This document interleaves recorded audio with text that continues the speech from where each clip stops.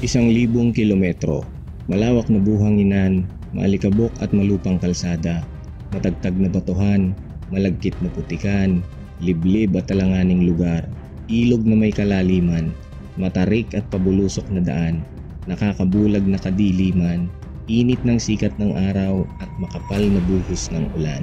So, take off na tayo. So, ito yung reading natin. Yan. Kasama ang maalamat at immortal na Honda XRM 125 Fi. Naglakbay ako upang tuklasin kung ilan nga bang mga magagandang lugar ang maaari nating mapuntahan sa loob ng 1,000 kilometrong paglalakbay. Actually, kaya ko naman tapusin yun ng isang araw lang, pero graduate na tayo dun sa Ratratan. Ang gusto ko ngayon takbong banayad lang para ma-appreciate natin yung ganda ng Pilipinas at lahat ng mga maliliit na detalye mas nakikita natin as kumpara dun sa kapag mabilis tayo magpatakbo. Hindi ko muna isinama ang mga magagandang lugar na malapit sa Metro Manila dahil madali ko lang naman silang mapupuntahan mula sa amin sa Quezon City. Kaya naman sisimulan kong ikwento sa inyo ang biyahe ko dito sa bayan ng Gabaldon. Nung araw daw, itong Gabaldon dati lang isang malawak na lupain na kinukubkuban ng makapal na gubat. Tapos tinitirhan siya ng mga wild animals kasi maganda yung vegetation Tapos katagalan, unti-unting sumisikat yung lugar na dinadayo naman ng mga nature lovers. Bale, ang pinaka nagsisilbing tour guide nila that time ay yung mga dumagat, yung mga katutubong dumagat. Then nung panahon ng mga Kastila, merong isang mayamang Espanyol ang nag-claim ng ownership sa malaking lupain to. Ang pangalan niya Sabani. Sa kanya unang ipinangalan tong bayan ng Gabaldon. Ang dating pangalan ng Gabaldon ay Sabani.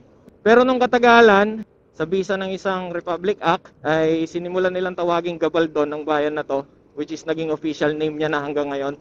Ang Gabaldon nga pala ay hinango sa pangalan ng dating gobernador ng Nueva Ecija na si Don Gabaldon.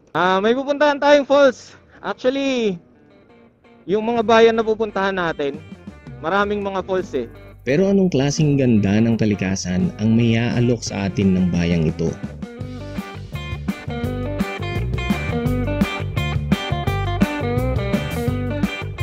Woo! Off-road Gar! Ano Gar, dyan ka nalang sa inyo ha? Ayaw mo kasi mag-ride Sarap Sa dulo nito Gar, mas sulit to mamaya. Tignan mo ha. Diyan ka na lang sa bahay nyo Gar.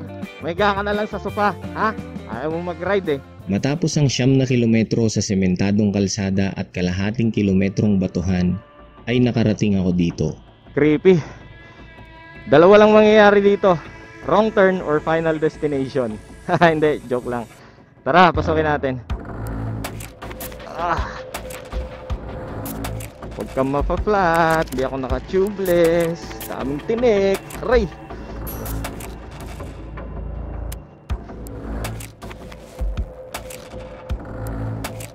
Kalahating kilometro ulit, pero wala pa ring palatandaan kung nasaan ang falls. Basta namalayan ko na lang na batuhan na ulit.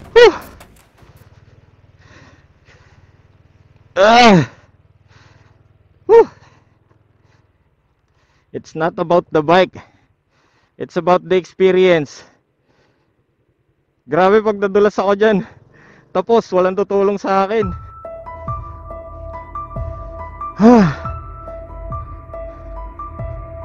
Ang tanong, nasaan yung falls? Dahil medyo alanganin yung daan, iwanan ko na lang siya dyan.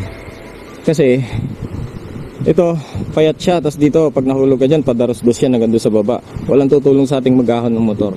Pero din dito, tubig. Walang tutulong sa atin kasi walang katao-tao dito. Kasi nanlayo na nito doon sa main road.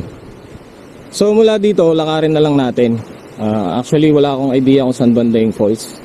Susundan na lang natin tong trail. Hopefully mga 30 minutes na lakad lang to. Pero sigurado naman sulit yan pagdating natin doon, diba? Tignan yung dinadaanan ko. Bato-bato. Tanya yan.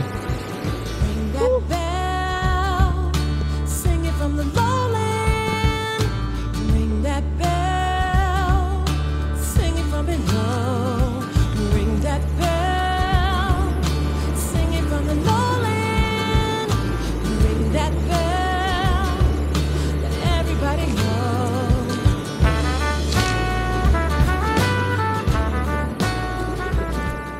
So dahil hindi naman natin alam kung nasan talaga yung falls, sundan na lang natin itong mga pipelines na to.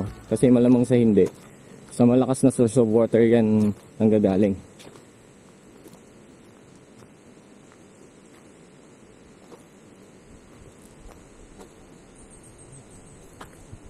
Napaliligiran ako ng mga bundok at gubat pero sa lokasyon ko ay napakainit ng sikat ng araw. So malakas na yung current ng tubig dito. Medyo pa letter S siyang ganun eh. Sana yung banda dun, nandun na yung falls, di ba? Let's see, kasi lumalakas na yung current eh. So siguro malapit na tayo sa falls. Sige, titignan ko lang yan. Pero,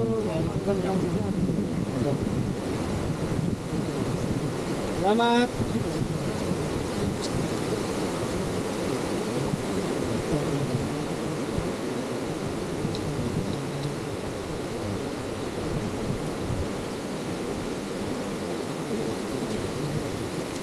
Venture!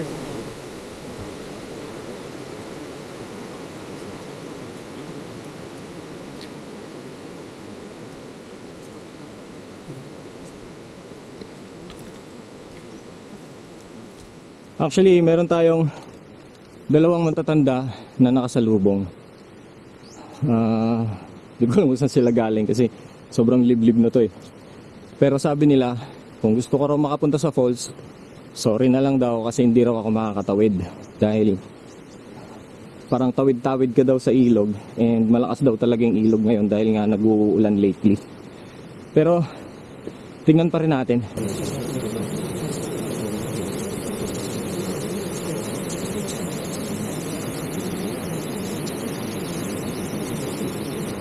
So yun nga, delikado nga talagang tumawid. Kahit siguro taga rito ka, mahirapan ka dito eh. Pero maganda pa rin naman yung view kahit na hindi narating yung falls. Pumunta lang tayo sa Gabaldon Falls mamaya-maya. Babawi ako sa inyo. Nagpasya na akong bumalik para hindi ako maubusan ng oras. Naabutan ko pa si natatay sa daan ko pagbalik. So hindi pala biro yung attempt natin. Kasi, ayan, sabi ni tatay, itong bundok na to, di ba? Itong bundok na to, may isa pang bundok na yon sa malayo, sa likod pa raw nun, yung falls. So hindi talaga birong makarating doon. Ganon talaga. Hindi lahat ng gusto nating makita ay makikita natin. Habang ini-edit ko tong video na to, nang hinayang ako ng bahagya dahil halfway na pala ako. Dito ko iniwan yung motor. Ito naman yung narating ko bago ako bumalik. Konti na lang sana. Pero okay lang. Kesa naman isugal ko ang sarili ko. Iniisip ko kasi kapag may nangyari sa akin walang makakakita ng bangkay ko. 13 kilometers lang naman ang layo ng Gabaldon Falls mula rito. Kaya binisita ko muna ang Dupinga River. Kulay Milo ang tubig ng ilog. Palatandaang umuulan sa kabundukan kaya mabuti na ring hindi ako tumuloy sa Inasan Falls. Mula naman sa Dupinga River ay 9 kilometers na may kasamang 1.5 kilometrong batuhan bago makarating sa Melgar's Farm kung saan ko sisimulang mag-trekking papunta sa Gabaldon Falls. Off-road ulit, Gar. Ano na, Gar? Ilos ka dyan. Baka mamuha yung mga taba-taba ko dyan, Gar. Walang babaan ng pato. Ang kapangyarihan ng Primera. Babaan ng pato, Gar. Dito hindi na pwedeng ano dito. Walang babaan ng paa kasi maliban sa dumadaros dos, malalaking bato na to. Kailangan bababa mo na talaga yung paa mo.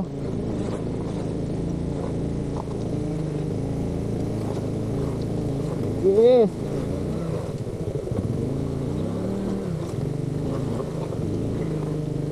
Hindi kasi off-road tires yung gulong natin.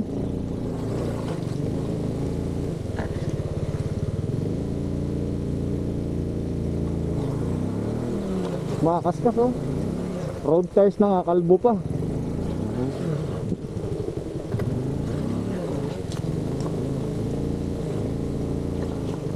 Naamoy ko. Na-burn out. Na-burn out yung gulong, naamoy ko. Woo! Palamigin muna natin yung gulong, Gar. So medyo na puwersa yung gulong niya. Na burnout siya. So naamoy ko, amoy ko mang sunog. Palamigin lang natin ng konti kasi kapag kaganyang nagbo-burnout, dumidikit yung mga maliliit na tipak ng bato.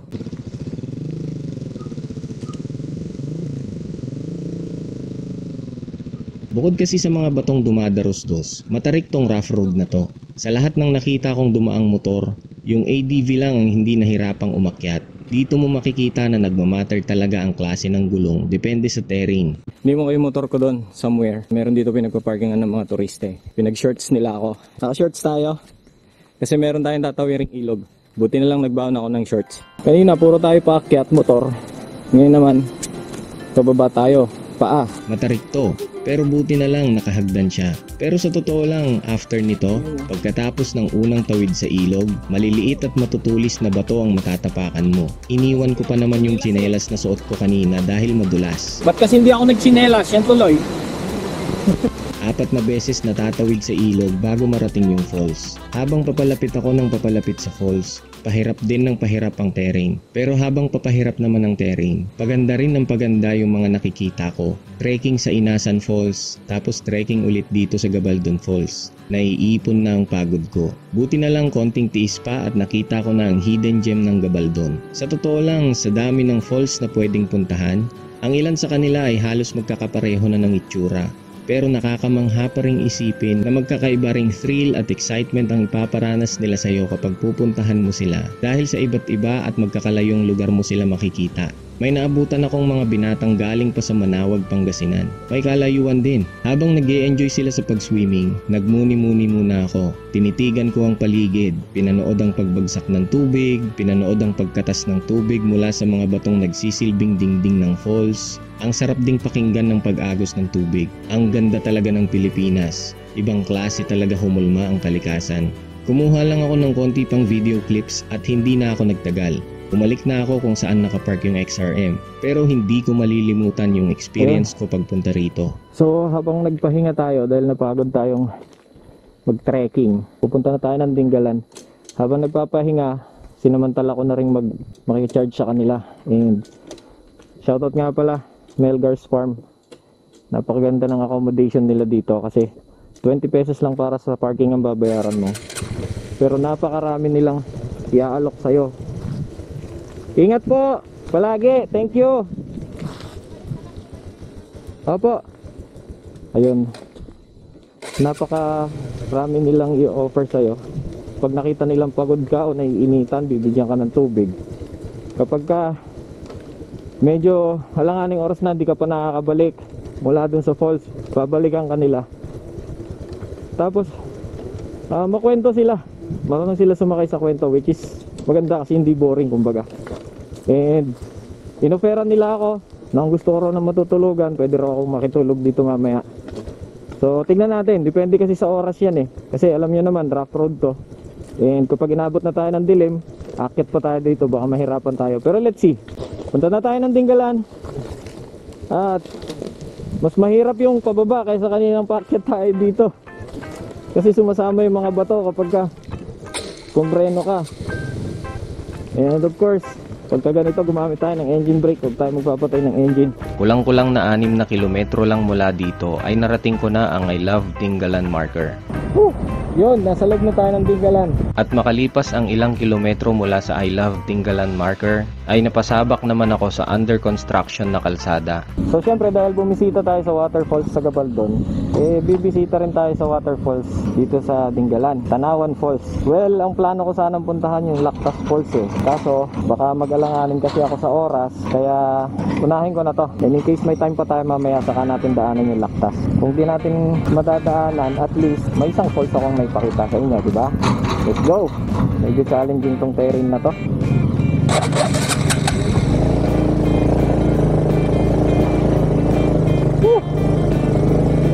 Walang katapusang off-road ang biyaheng to.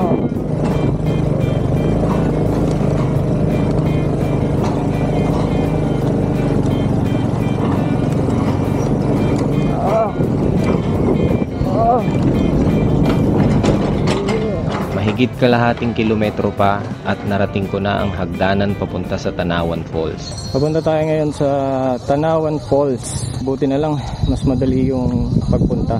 Let's see kung anong view ang naghihintay sa atin doon sa baba. Pagkatapos nito siguro, akyat muna ako sa viewpoint. Para mapremyohan ko naman yung sarili ko sa dami ng pagod ko. Nakita ko yung magandang view ng Pacific Ocean. Nakakawala kasi ng pagod yun. Whew.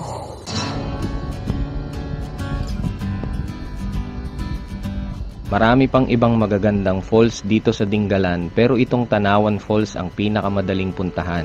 Kaya naman hindi na nakapagtataka na ito rin ang pinakapopular sa mga turista.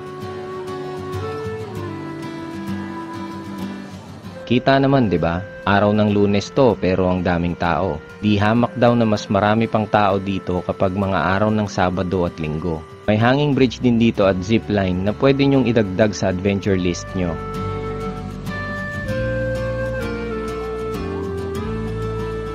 Ang pakiusap ko lang sa mga turista, kapag umaalis na kayo sa mga ganitong lugar, isama nyo na rin sa pag-alis nyo yung mga basura at kalat nyo. Baka balang araw ay pandirian nyo ng puntahan yung mga lugar na pinag-iwanan nyo ng kalat.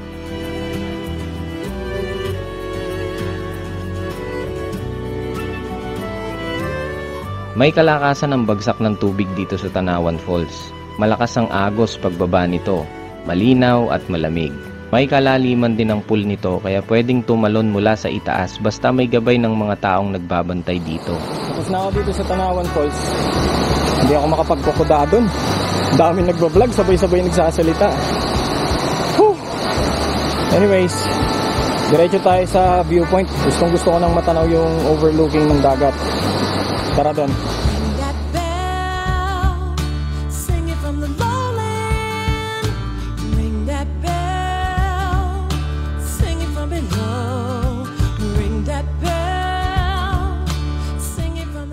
Tapos na tayo sa Tanawan Falls. Dahil matindi ang pagod ko, pe-premyohan ko muna ang katawan ko. Pupunta na tayo sa viewpoint. Yung may magandang panoramic view ng Pacific Ocean mula sa mga bundok ng Sierra Madre.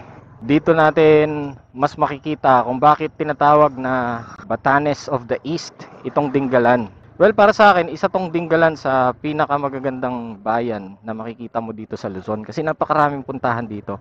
Actually, may mga iba pang falls. Kaya lang, kung anong hirap nung pagpunta natin sa mga falls kanina, mas mahirap pa dun eh. So I think kakain siya ng oras. Ang problema, kumakain siya ng oras pero hindi naman nadadagdagan yung odometer ng motor natin, which is, you know, may tina-target tayong certain distance ng matatravel. Dala ang excitement na makita ng malapitan ng dagat. Nagmotor ako ng mahigit 6 na kilometro papunta sa pier.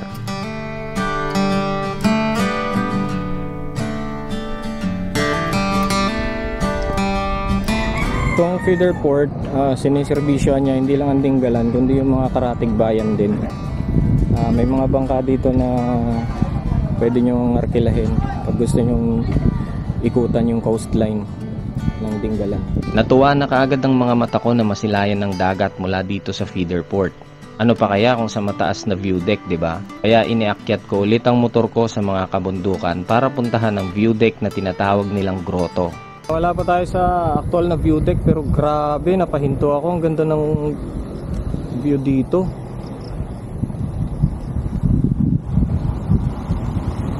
Bali, ayun yung Dingalan Lighthouse. Gusto ko sana mapuntahan yan. Kaya lang inabot na tayo ng gantong oras ng hapon. Malay mo sipagin ako bukas magbangka ako. Konting usad pa lang pero hindi ko talaga mapigilang mapahinto. Grabe, tingnan mo naman yan. Ganda, di ba? Oh. Yan ang Pacific Ocean. Anyways, mas lumapit tayo doon sa bundok kung nasan yung Dingalan Lighthouse. Hopefully mapuntahan natin yan. Depende kung sipagin ako. Kailangan kasi magbangka eh. Actually, sinadya ko talagang pumunta dito ng medyo makulimlim na. Kasi mas na-appreciate mo yung view kapag sakto lang yung lighting. At dumiretso na nga ako sa grotto. Kaya lang, dahil lagpas alas 5 na, sarado na ang view deck at hindi na sila nagpapapasok. Pero kahit hindi ako nakakyat sa taas, namangha pa rin ako sa mga nakita ko. Grabe, hindi ko alam kung nakukuha ng camera eh. Mas ma-appreciate mo talaga sa naked eye eh. Ang gaganda ng mga rock formations doon. Tapos may mga kuweba doon. Actually, pwede mong puntahan yung mga kuwebang yan pero magbabangka ka. Grabe, ang ganda oh. Tignan nyo yan. Oh. Doon tayo sa may medyo pinakamataas na viewpoint ha. Siya nga pala, Itong kalsadang to ang dudugtong sa ginagawang Baler Dingalan Road. Pag natapos to, kung pupunta ka sa Baler mula sa Dingalan, hindi mo na kailangang umikot pa sa mga twisties ng Bungapon. Gigiliran mo na lang yung San Luis at malapit ka na sa Baler. Ito ng view deck na pupuntahan ko ang huling pag-asa ko para makita ko ng malawakan ang magandang view mula sa itaas ng Dingalan. Iniwan ko yung motor ko doon sa kalsada kasi yung daan papasok dito under construction, medyo delikado kasi matarik tapos mapulbos. So nag-decide ako maglakad na lang. May mga kasama akong tour guides, pero ano lang magpakita kasi daw bawal sa kanila, pero thank you kasi may nag-guide sa atin. Ito na yung huling pag-asa ko para makatungtong sa view deck kasi yung mga dinaanan nating view deck puro sarado na. So hopefully mag-pay off naman yung trekking natin dito. Ang 4 na trekking ko na to ngayong araw at naiipon na talaga ng husto yung pagod ko. So malayo-layo na rin yung nalakad namin. Siya pala ang kilalang kilala nilang vlogger dito, si Unico. Kasi isa raw siya sa mga nag-pioneer na i-vlog tong lugar na to. And mula nung ginawa niya yon, medyo gumanda yung takbo ng turismo dito sa Pacific View Deck. So yung mga nakikita niyo dyan na parang cottage. Tapos ito, yan. Yan daw yung mga nangyaring development pagkagaling ni Unico dito. Napakaganda ng tanawin dito. Perfect para sa pansamantalang pahinga. Para kang nakatingin sa isang dambuhalang painting. Napakasarap pagmasdan ng tagpuan ng mga bundok at dagat. Ang magandang tanawin na ito ay libu-libong taong hinubog ng kalikasan. Pero sa loob lang ng ilang dekada ay maaari itong masira dahil sa kapabayaan ng ibang mga turista. Sa tuwing dadayo tayo sa ganitong spot, palagi sana tayong magbaon ng respeto para sa lugar.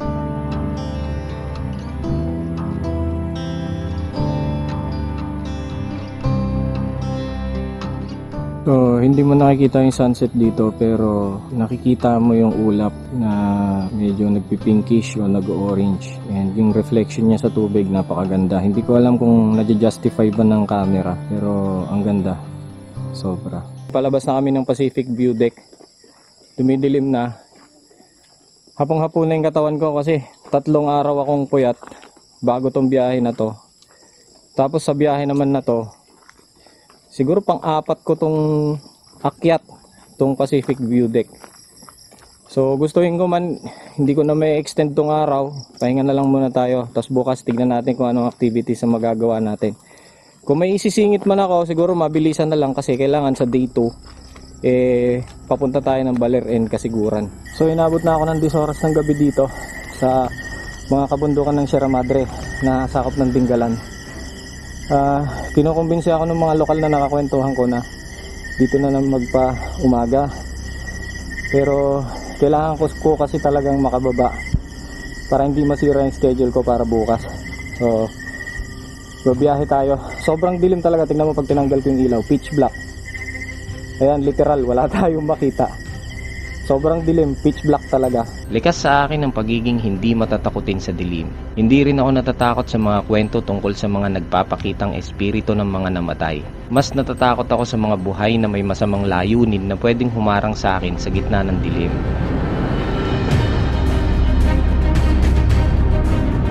First time kong pumasok sa general na car na hindi nagmumula sa Infanta Quezon. Oh, mind freak, di ba? Ayan na, Quezon na.